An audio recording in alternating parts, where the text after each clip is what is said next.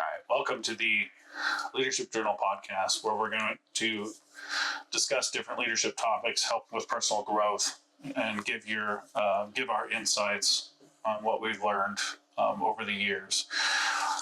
One of our episodes that we have covered and is upcoming is one of my favorite topics, and that's micromanagement versus leader engagement. Now, leader engagement is something that I struggled to understand when I was an hourly team member. I was like, engagement, what does that even you do with that? So you talk to somebody?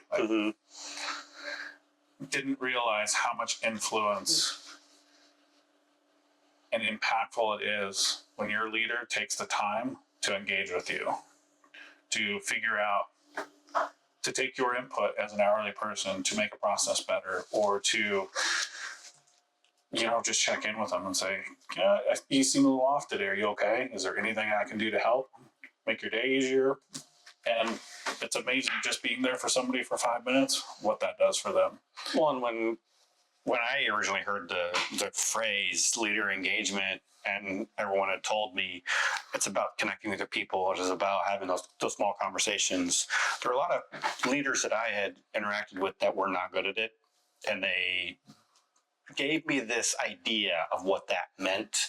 Wasn't very successful, wasn't very natural. And I myself, struggling with social cues, struggling with certain things, working through that obstacle, now that I see, hey, that 5-minute time of how's your day going? How are your kids? How are your hobbies outside of work? How's school going? Just that connection with the team member, with the person that reports to you. It not only does it build that human element into your life, into their life, but it adds value to their day. And it also gives you insight to how they tick. Mm-hmm.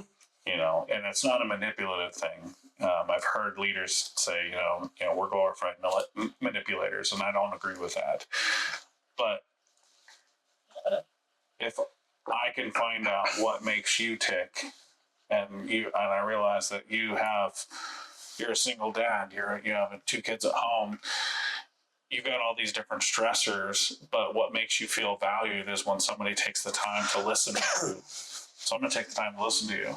And that takes one thing off your plate, helps you get engaged with the business, and keeps your mind focused on work while you're there.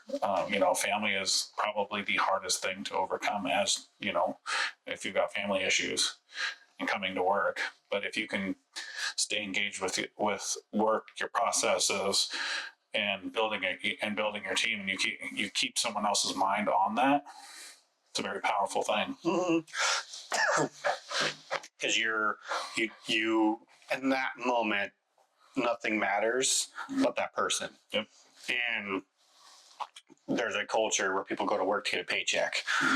At times I agree with that. At times I don't, because you go to work, it's there so you can have some fulfillment. You can pay the bills. You can get some stuff knocked off your plate.